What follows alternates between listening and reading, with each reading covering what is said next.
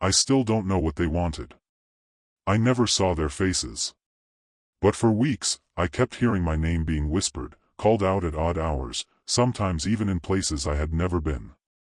That's when it all started to change. The calls weren't just whispers anymore. They were something else. My name is Ryan, and I'm just like any other 20-something working professional. My days follow a routine: wake up early, grab a coffee, head to work, and when the workday ends, I return to my apartment and unwind in the quiet. Life was predictable.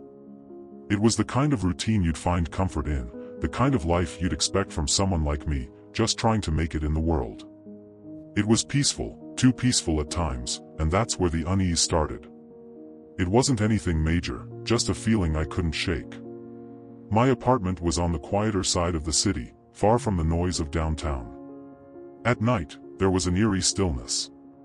The silence wasn't comforting, though. It felt heavy, like something was waiting, like something was there but just out of sight. It started small, just an odd noise from the other room or a shadow passing by my window. I would check, and of course, there was nothing there. I was always alone. But then the calls started. Nothing sinister at first. A harmless-sounding ring from an unknown number, no message, just a short, blank call. I brushed it off. Probably just a telemarketer, I thought. When I mentioned it to my friends, they were quick to dismiss it. It's probably just stress from work, Ryan, they'd say, and I'd nod, telling myself the same thing. After all, it had been a rough few months at the office, and maybe I was just imagining things. The noise at night, the feeling of being watched, even the shadow outside my window, it all felt like something I could explain away. But the truth? I wasn't so sure anymore. One night, I had just finished a long shift at work. It had been one of those days where you question if you're even going to make it through. I came home, tossed my keys on the counter, and collapsed onto the couch. As I tried to relax, I heard the phone ring. It wasn't unusual. I figured it was probably a friend or maybe a work-related call. I grabbed my phone, glancing at the screen. Unknown number. I hesitated but answered anyway. "Hello?" I said, my voice cracking from exhaustion. There was a brief silence, followed by a whisper. "My name. Ryan. Ryan." I sat up, feeling a cold chill settle over me. The voice wasn't familiar, too soft, too distorted. At first, it sounded like a prank, but then it came again, more urgent this time. "Ryan. Ryan," the voice sounded closer, like it was coming from the other side of the room. I froze. My gut twisted, and my heart skipped a beat. I wasn't alone. But I told myself it was nothing. Just a mistake, maybe. I called the number back immediately, but the line went dead. Great, I muttered to myself. Probably some glitch in the system. But the feeling, that nagging sensation, didn't go away. Over the next few days, the calls continued. Sometimes at odd hours. Once, it was in the middle of the night. At first, I tried to ignore it, but each time I heard that whisper, I felt the distance between myself and my sanity growing wider. The voice didn't change. It wasn't familiar. It wasn't anyone I knew. And each time it came, it felt closer. I tried to brush it off. Maybe it was just a scam or a random caller. That's what I kept telling myself, at least. But when the calls came at all hours, long past midnight, before the sun even rose, I started to feel the isolation. The whispers were never the same, but they always had one thing in common: my name. Ryan. Ryan. The calls weren't the only thing getting under my skin anymore.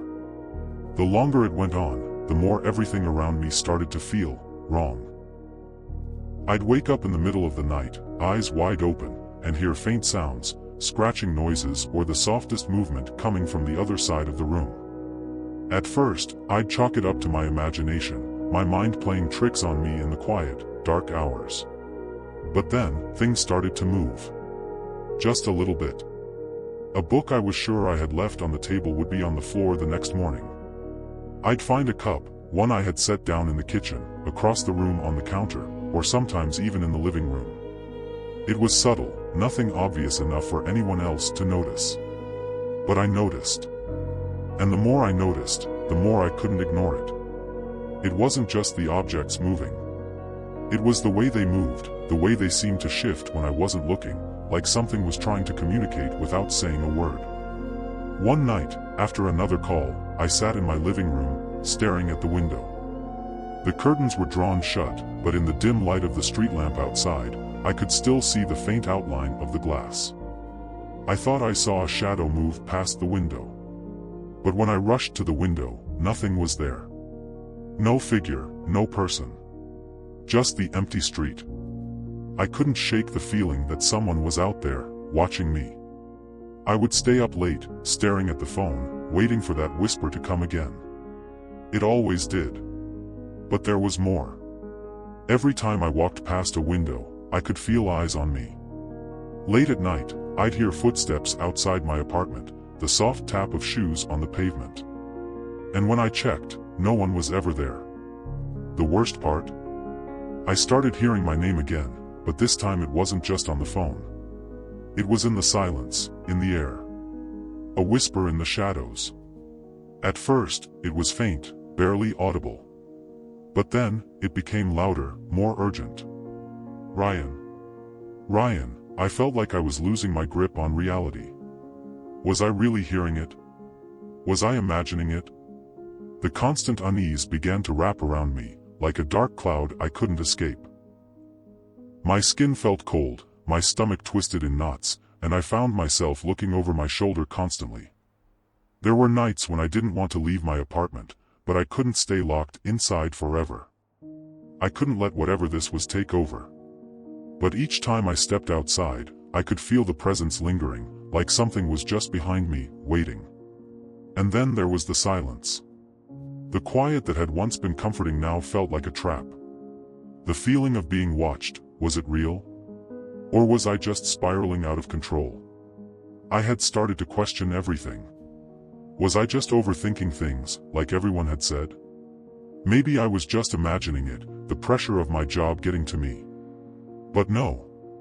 Deep down, I knew something wasn't right. This wasn't normal. And no matter how much I tried to explain it away, I couldn't shake the feeling that something was out there, something waiting for me. I told a friend about the voices, the footsteps, the strange movements in my apartment. Of course, they brushed it off as nothing more than stress. You're overthinking it, Ryan. Maybe it's just a prank call. Don't worry about it. They didn't get it. How could they?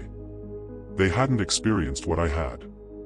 The feeling of being watched, followed, hunted by something you couldn't even see. The terror of hearing your name whispered when no one was around. The creeping dread that slowly gnawed at your sanity. But I didn't trust my own mind anymore. My reality was slipping through my fingers, and no one seemed to understand. Not even my closest friends. It felt like I was alone in this. Trapped. And the more I thought about it, the more the paranoia grew. It was a Monday morning, the sun barely up when I stepped outside. I was running late for work, still feeling the exhaustion of another sleepless night.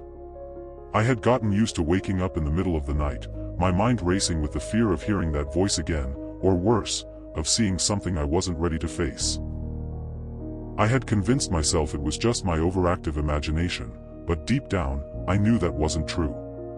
I stepped outside my apartment building, the cool morning air biting at my face. I could feel the weight of the silence pressing down on me. And then, just as I walked toward my car, I heard it. My name. Soft, barely audible, but unmistakable. Ryan. I froze in place, my heart skipping a beat.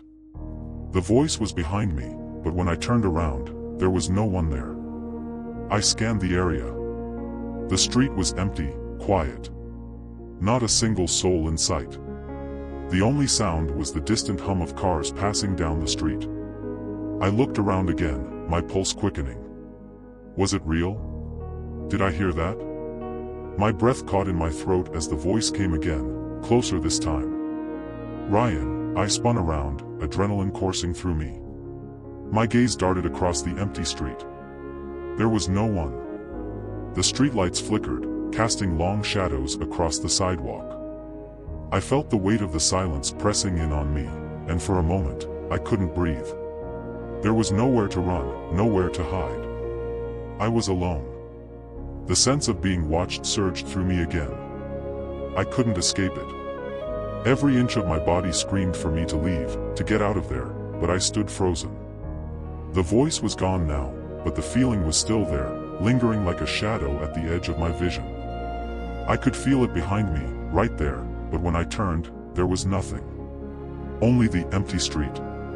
As I made my way to my car, I couldn't shake the sense of unease. The voice hadn't been loud, but it was clear. Someone, or something, was calling my name. And whatever it wasn't just outside my window anymore. It was following me. Every step I took, every corner I turned, I could feel it getting closer. The voice never came again that morning, but the presence lingered. And that's when it hit me, this wasn't some coincidence, some prank. Whoever, or whatever, had been calling me wasn't going to stop. That night, when I got home, I locked the door and sat in the living room, staring at the empty space outside my window. I waited. For what, I wasn't sure. The phone didn't ring. There were no footsteps, no whispers. But I knew it wasn't over. And the longer I waited, the more certain I became, the next time, it wouldn't just be a voice. It would be something more. I didn't sleep that night. I couldn't. The darkness felt oppressive, the silence suffocating. Every sound, every creak in the walls, every shadow seemed to whisper my name. And as the night dragged on, I realized one horrifying truth. Whoever had been calling me wasn't just a voice on the other end of the line. They were watching me. Watching my every move. I had become their prey. The calls kept coming. But this time, they weren't whispers. They weren't soft, faint murmurs that I could convince myself were nothing. These calls were demanding. Come outside. We're waiting for you. It's time. The words cut through the silence, more insistent than before, as though whatever was behind them wasn't asking anymore, it was commanding me. Each time the phone rang, my stomach would lurch, my heart skipping as the dread filled me. The voice had changed. It wasn't just some random stranger anymore. It was personal. It was familiar. I didn't know who it was, but the commands, come outside, it's time, they carried an urgency that made me question everything I had known. Why me? What did they want? I couldn't sleep. I hadn't slept properly in weeks, and it was starting to show. My eyes were heavy, my mind fogged with exhaustion. At work, I struggled to focus. Simple tasks that used to come easily became impossible. I found myself staring at my computer screen for hours, unable to process a single thing, while the whispers echoed in my mind. Every noise, every click, every ring of the phone made my pulse race, the fear wrapping itself tighter around me. And it wasn't just at night anymore. The presence, that feeling of being watched, followed me everywhere. It was in the grocery store, at work, walking down the street. Every time I turned a corner, I would feel it. Someone was behind me. I'd spin around, heart pounding, expecting to see a person standing there, but there was never anyone. It was as if the world had become a stage, and I was the only one who could feel the presence lurking in the shadows. The whispers kept growing louder, more demanding, more insistent. I started to feel like I was living in a nightmare that I couldn't escape. I couldn't trust anything anymore. The world around me had become a blur of half-real things. I didn't know if what I was hearing was real, or if my mind had finally fractured. It was hard to tell where reality ended and where my paranoia began. At one point, I found myself standing in the middle of my living room, frozen. The phone had rung again. But this time, there was no whisper. No voice on the other end. Just a deep, heavy silence. I thought it was over, maybe I'd imagined it all. Maybe I was just a victim of my own stress. But then the shadows in the corners of the room seemed to shift. I turned, and for a moment, I saw something out of the corner of my eye. A figure standing just beyond the edge of my vision, almost imperceptible. I couldn't make out any details, but I felt it there, someone, or something, just out of reach. And as I blinked, it was gone. Was I losing my mind? Was it the exhaustion, the anxiety, the fear, all finally taking their toll on me? Or was there something else going on? Something that I wasn't ready to face? I couldn't ignore it any longer. It was too much. I was losing myself. One evening, the phone rang again. But this time, it wasn't a whisper. It wasn't a demand. It was clear. It was direct. You should have looked outside. I froze. The words cut through me, sharper than anything I'd heard before. I didn't know what to make of it. For a split second, I felt like I was going to break. The voice was so cold, so calm, and it sent an icy shiver down my spine. Without thinking, I jumped up from my seat, heart hammering in my chest. I rushed to the window, every part of me screaming that something was horribly wrong. My breath hitched as I pulled back the curtains and looked outside. The street was empty. Still. Silent. But something was off. I could feel it. The air was thick, like it was holding something back. My eyes darted around, trying to make sense of it all, but there was nothing. Nothing except for the empty night. I stepped back, shaking my head, trying to convince myself it was just my mind playing tricks on me again. And then, just as I was about to pull the curtains shut, I saw it. There, on the doorstep, taped to the ground, was a small piece of paper. I opened the window, my fingers trembling as I reached for it. It wasn't just any paper. The handwriting was unmistakable, mine. My own handwriting. I stared at the words, my pulse racing as I read the message scrawled in a hurried, jagged script. I know you've been looking. You think you're the only one being followed? My blood ran cold. I looked down at the paper, at my own words, my own handwriting, and everything hit me all at once. The truth. The terrible truth. It wasn't just the calls. It wasn't just the whispers. Someone, something, had been watching me. Not from afar, but up close. They knew me. They had been watching me for far longer than I had realized. Every time I thought I was alone, I wasn't. And that was when it hit me. It wasn't just a game.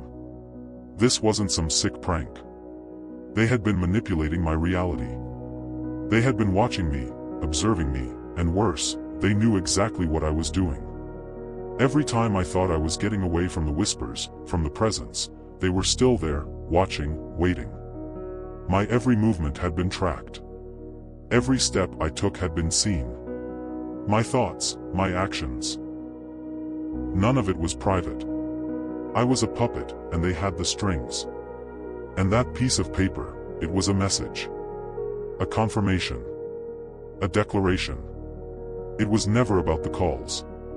It was never about the shadows or the footsteps.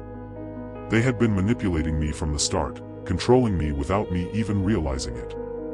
I stood there, staring at the words. My hands shook, and for the first time in weeks, I felt completely, utterly alone. But I couldn't escape. No matter where I went, no matter how far I ran, they would be there, watching, waiting. And the worst part? I couldn't trust anything anymore. Not even myself. I was trapped. I couldn't take it anymore. I had to end it. I had been waiting for weeks, letting this thing control me, making me question everything. I was tired of running. I couldn't live like this, constantly looking over my shoulder, always listening for that whisper, always wondering if I was being followed. I told myself that tonight, I was going to face it. Whatever this was, whoever it was, I was going to confront it head-on. I stayed up long after midnight, sitting in my living room, the lights off, the only sound the steady tick of the clock. Every nerve in my body screamed at me to stop. I knew it wasn't going to be easy, but I was done being a victim. The whispers, the footsteps, the figures outside my window, they had made me feel powerless. I wasn't going to let that happen anymore. I had been trapped in my own fear for too long. Tonight, I was going to face whatever was haunting me, and I wasn't going to back down. But nothing prepared me for what happened next. As the clock inched toward 3 a.m., I heard it again. But this time, it wasn't on the phone. It wasn't a soft whisper through the speaker. This time, the voice was coming from the other side of my bedroom door. Ryan, it was faint, barely audible, but I knew it was there. I could feel it. My body went cold, and my hands trembled, but I didn't move. I stayed perfectly still, listening. The voice wasn't just a whisper anymore. It was alive. The way it sounded, the way it felt, it was as though the room itself was breathing. The sound of it filled the room, slowly growing louder, more insistent. Ryan. Ryan, I jumped to my feet, my breath caught in my throat. This was it. It was finally here. The entity, whatever it was right outside. I could feel it. I took a few hesitant steps toward the door, my hand gripping the doorknob, my heart pounding. I threw the door open, ready to face whatever was there. But there was nothing. No one standing in the hallway. No shadow lurking in the corners. Just empty air. But the whispers didn't stop. They were louder now, echoing in my ears, surrounding me. They felt suffocating, like they were coming from all directions, closing in around me. The room felt smaller, the walls pressing in, and I could feel the air grow thick and heavy. It was as though the very room had turned against me. The whispers became a roar, deafening in their intensity. I stumbled back, my head spinning. My mind tried to make sense of it, but the more I thought about it, the more I realized, the thing tormenting me wasn't a person. It wasn't some flesh and blood stalker lurking outside my window. It was something else. It was alive in a way I couldn't explain. I had never seen its face. I had never seen any clear details. But I felt it now, in my bones, in the very air around me. This wasn't just some external force. It was my fear, my anxiety, my paranoia. All of it had come to life, taking on a form I could no longer ignore. It was me. I had created it. I had been feeding it with every ounce of fear, every moment of weakness, every time I doubted myself. It wasn't a separate entity. It was a reflection of everything I had repressed, everything I had been trying to escape. It all became clear. The thing that had been haunting me, the whispers, the presence that had been following me. It wasn't real.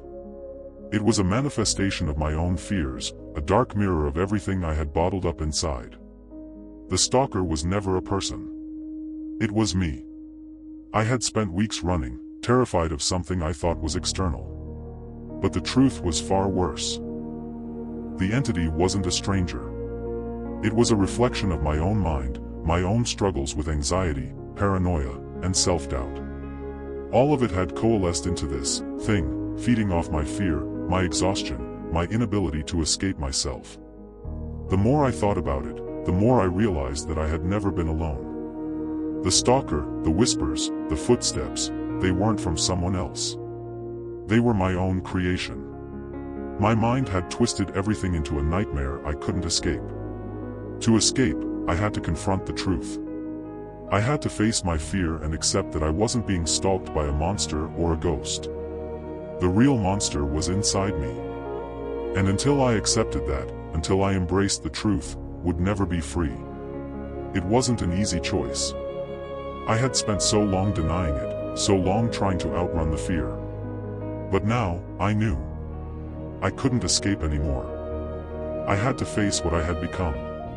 I had to stop running from myself. And as I finally acknowledged the truth, the whispers stopped.